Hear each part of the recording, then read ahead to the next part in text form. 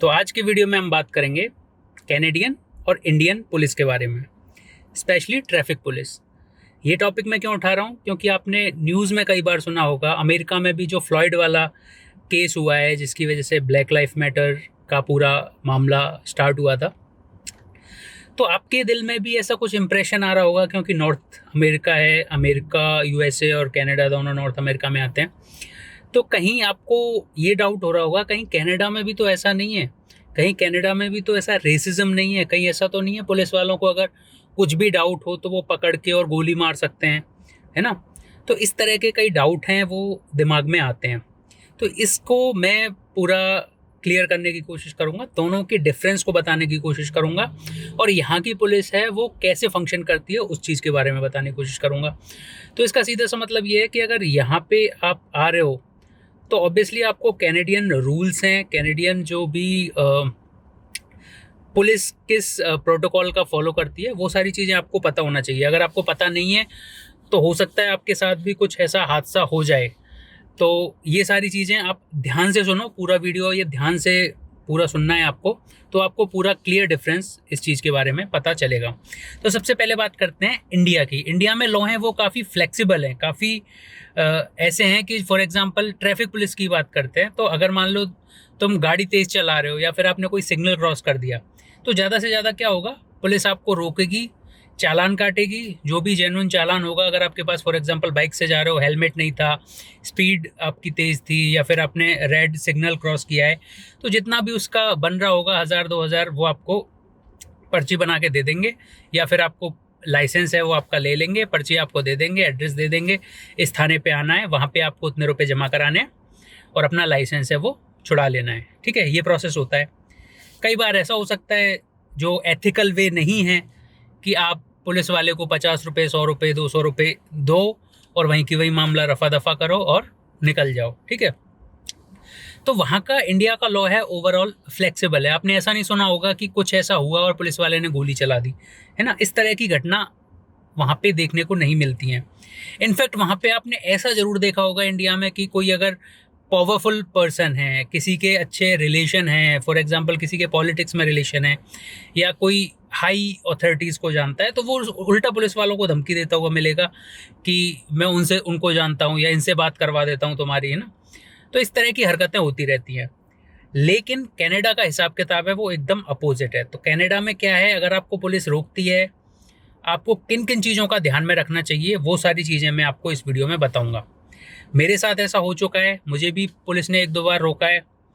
तो क्या रीज़न होते हैं उनके रोकने के, और अगर आपको रोकती है पुलिस तो आपको क्या करना है और क्या नहीं करना है, वो सारी चीज़ें मैं आपको अभी राइट नाउ एक एक करके बताता हूँ। सबसे पहले बताता हूँ कैनेडियन पुलिस के क्या क्या उनको बोलेंगे, उनके हाथ में क्या क्या होता है, उनकी क्या राइट्स होते हैं, उनकी क्या पावर्स होती हैं कैनेडियन पुलिस की। और कैनेडियन अगर मैं बोल रहा हूँ तो वही सेम यूएस में भी फंक्शन चलता है। तो अगर यहाँ पे जो भी कुछ हो रहा है वही सेम सारी चीज़ें हैं वो यूएस के लिए लागू होती हैं। तो जो मैं यहाँ पे बता रहा हूँ, अगर आप यूएस जाने का भी सोच रहे हैं तो वहाँ पे भी ऑलमोस्ट सेम चीज़ हैं। लेकिन ये बात सही है, यूएसए में थोड़ा सा रेसिज्म यहाँ से ज़्यादा है। यहाँ पे लॉज हैं वो काफ़ी, लॉज तो सेम है लेकिन लोग काफ़ी फ्रेंडली हैं एज़ कम्पेयर टू यूएसए। तो देखो, सबसे पहली चीज़ है, अगर पुलिस वाले के पास ये राइट है कि पुलिस वाले को किसी भी मोमेंट पे ये लगता है कि उसकी जान को खतरा है, अगर आपने कहीं ऐसा हाथ घुसाने की कोशिश की और उसको लग रहा है कि कहीं ये बंदूक तो नहीं निकाल रहा, तो उसके पास फुल राइट है, वो आपको शूट कर सकता है। ठीक है, अगर आप उसका कहना नहीं मान रहे हो या फिर उस पर चिल्ला रहे हो, है ना, या फिर वो बोल रहा है उस चीज़ को फॉलो नहीं कर रहे हो, तो ये भी एक तरह से एक वर्किंग पुलिस ऑफिसर की बात नहीं मानने का केस है, और उस केस में जो भी उसके पास राइट्स हैं वो सारा कुछ कर सकता है। तो सबसे पहली चीज़ आपको क्या करनी चाहिए वो मैं धीरे धीरे करके बताता हूँ। फॉर एग्जांपल जैसे मेरे केस में ही बताता हूँ मेरे साथ क्या हुआ था और कैसे हमको फॉलो करना चाहिए। जैसे मेरा क्या था कि वो 60 की स्पीड वाली रोड थी, यहाँ पे किलोमीटर में होता है, यूएसए में माइल्स में होता है। तो 60 किलोमीटर पर आवर वाली रोड थी, लेकिन हमको कहीं रेस्टोरेंट पे जाना था और वहाँ पे हमारा अपॉइंटमेंट था पहले ही बुक। तो हमको पहुँचने में दिखा रहा था गूगल मैप्स पे 45 मिनट्स लगने, और 45 मिनट्स लगेंगे, और जबकि हमारा जो अपॉइंटमेंट था वो आधे घंटे में होने वाला था। तो ऑलरेडी हम 15 मिनट लेट थे। तो इसलिए मैंने गाड़ी को तेज़ भगाया और मेरी स्पीड थी कुछ 90-91 थी। तो जनरली क्या होता है, इंडिया में तो क्या सामने से पुलिस वाले आ जाते हैं, रुकते हैं। यहाँ पे क्या होता है, जनरली उनकी कार होती है, घोस्ट कार होती है, जो दिखने में पुलिस उस पर कुछ भी नहीं लिखा होगा, नॉर्मल कार होगी, लेकिन क्या होगा उसमें स्पीडोमीटर लेके पुलिस के कुछ ऑफिसर हैं वो बैठे होंगे। तो वो क्या है, वो चेक करते रहते हैं, और उनका एक पुलिस वाला है वो काफ़ी आगे जाके होगा। तो उन्होंने जैसे ही मेरी कार की स्पीड देखी, 60 की स्पीड लिमिट है, मेरी 90 समथिंग पे जा रही थी, तो उन्होंने अपने आगे वाले पुलिस वाले को इन्फॉर्म कर दिया, और आगे वाले ने मुझे उसकी कार आगे खड़ी थी तो वहाँ पे सिग्नल दे दिया, सामने कार लगा ली कि यहाँ पे साइड में खड़ा कर लो। ऐसा भी होता है। या फिर दूसरा केस ऐसा होता है, ऐसा रेयर होता है, जनरली ऐसा होता है, कुछ भी डाउट होता है, पुलिस वाले तुम्हारे पीछे अपनी कार सायरन ऑन कर लेंगे अपना, तुम्हारे पीछे पीछे चालू कर देंगे, वो कुछ बोलेंगे नहीं। लेकिन अगर तुम्हें कार पुलिस की दिख रही है और वो तुम्हारे पीछे पीछे आ रही है, तो तुम्हारा ये फर्ज है कि तुम अपना आप ही साइड में लगा लो। अगर तुम नहीं रोकते हो कार को या स्पीड तेज करते हो तो वो वॉयलेंस क्या, उसको वॉयलेशन बोलेंगे कि जो ट्रैफिक पुलिस का रूल है वो आपने वायलेट किया है, तो वो आपको नहीं करना। अगर आपके साथ ऐसा हो रहा है, पीछे पुलिस की गाड़ी है, उस पर रेड और ब्लू कलर की लाइट जल रही हैं और वो आपके पीछे पीछे आपको फॉलो कर रही है, तो इसका मतलब है वो आपको सिग्नल दे रही है कि साइड में रोक लो, तुम्हारे साथ कुछ बातचीत करनी है उनको, ठीक है। तो उस केस में आप साइड में रोक सकते हैं। दूसरा केस ऐसा हो सकता है जो स्पीड के लिए स्पेशली लगे रहते हैं, वीकेंड वगैरह पे, या कोई लॉन्ग वीकेंड कुछ फेस्टिवल होता है, तो वहाँ पे क्या लोग ड्रिंक एंड ड्राइव नहीं कर रहे हो, तो इस केस में जनरली ऐसा होता है, पुलिस वाले जो मैंने मेरा केस बताया कि स्पीडोमीटर लेके बैठे रहते हैं, अगर कोई तेज़ चला रहा हो रहा है उसको वैसे रोक लेते हैं। ओके, तो मुझे आगे से सिग्नल मिला, मैंने साइड पे रोक लिया। अब उसके बाद नेक्स्ट स्टेप क्या है, ठीक है, मैं आपको बताता हूँ। जैसे ये मेरी स्टीयरिंग व्हील है, तो जैसे ही वो पुलिस वाला आ रहा होगा, पुलिस वाला पहले चेक करता है अपनी सिक्योरिटी कि मैं अगर इसके पास जा रहा हूँ तो कहीं मुझे इससे खतरा तो नहीं है, ठीक है। मैं जिस टाइम कार में था, मेरी पूरी फैमिली थी, मैं था, मेरी वाइफ थी, मेरा फ्रेंड था एक, उसकी वाइफ थी और मेरा बच्चा था। तो ऐसा करके 5 जने थे हम यहाँ पे। अब तुम्हारे साथ अगर कोई बच्चा हो तो वो भी चेक करना पड़ता है प्रॉपरली कि पहली बात तो उसकी जो कार चेयर है वो है कि नहीं, कार चेयर है तो वो उसमें बेल्ट वगैरह उसकी लग रही हैं कि नहीं लग रही हैं, ठीक है। ओके, तो फर्स्ट चीज़ ये थी, वो पहले चेक करेगा कि वो सिक्योर फील कर रहा है कि नहीं कर रहा है यहाँ पे आने में। अगर उसको लगता है सब कुछ सिक्योर है, तब तक क्या करना है, जब तक वो कुछ बोले नहीं, तुम्हारे पास आए नहीं, तब तक आपको ऐसा नहीं करना कि तुम खुद ही सोचो कि अरे यार मुझसे शायद लाइसेंस पूछेगा, तो तुम ऐसे करके और दरवाजे को इसको खोलने लग जाओ और इधर उधर हाथ चलाने लग जाओ। तो उस केस में क्या हो सकता है, पुलिस वाले को डाउट हो सकता है कि तुम कुछ गन वगैरह निकाल रहे हो, क्योंकि यूएसए में, कनाडा में गन लेना इतना बड़ी बात नहीं होती, आपको लाइसेंस मिल जाता है। कई लोगों को शूटिंग करने का शौक़ होता है, कई लोगों को थोड़ा खतरा होता है किसी चीज़ से, या कई लोग ऐसे रिमोट एरिया में रह रहे होते हैं जहाँ पे उनका घर है वो अकेले में पड़ रहा है, क्योंकि यहाँ पे जगह इतनी ज़्यादा है, लोग इतने कम हैं, तो उनको आराम से लाइसेंस अगर तुम शो कर देते हो कि तुम्हें ज़रूरत है, तो लाइसेंस यहाँ पे गन का मिल जाता है। तो वहाँ पे तो उनका दिमाग यही चलेगा कि अगर तुम ऐसा कर रहे हो तो कहीं ऐसा तो नहीं है कि कोई गन निकालने की कोशिश कर रहा है और शूट करने की कोशिश कर रहा है। उस केस में पुलिस वाला है वो तुम्हारे ऊपर भी गोली चला सकता है, अगर तुमने उससे बिना पूछे कुछ किए। तो तुम्हें क्या करना है, अगर वो रोक दे, तुम्हें उतरना भी नहीं है। इंडिया में क्या करते हैं कि कार खोली और उसके पास जाके हाँ सर क्या दिक्कत हो गई, तुम्हें कुछ भी नहीं करना है, तुम्हें कार में बैठे रहना है और अपने हाथ हैं दोनों वो स्टीयरिंग व्हील पे ऐसे करके रख लेने, कुछ भी नहीं, तुम्हें बस सामने देखना है चुप से और स्टीयरिंग व्हील पे हाथ रख लेने हैं। उसके बाद क्या होगा, वो यहाँ पे आएगा, शीशे पे ऐसे नॉक करेगा 2 बार, तो तुम्हें अच्छा देखना है कि है, तो तुम्हें क्या करना है, इसको नीचे कर देना है, ठीक है। इसको नीचे कर दिया तुमने शीशे को, तो वो खुद ही आपसे पूछेगा, तब आपको इधर उधर देखना है। सबसे पहले वो पूछेगा कि do you know why we have stopped you, तो वो पूछेगा कि तुम्हें पता है कि क्यों हमने रोका है, क्या आइडिया है तुम्हें कुछ, तो तुम बता सकते हो कि शायद स्पीड का इशू हो सकता है और तो कुछ नहीं है। तो फिर बोलेगा अच्छा can I see your driving licence, तो तुम्हें फिर उस टाइम पे अगर तुम्हारा है तो तुम उसको बोल सकते हो कि अच्छा मेरा इसमें पर्स में रखा है, मैं निकाल के देता हूँ। तो फिर तुम इसको ओपन करो, ड्राइविंग लाइसेंस को निकालो और उसको ऐसे करके दिखा दो कि ये मेरा ड्राइविंग लाइसेंस है। तो वो ड्राइविंग लाइसेंस को देखेगा और फिर तुम्हें पूरी चीज़ एक्सप्लेन करेगा, ठीक है।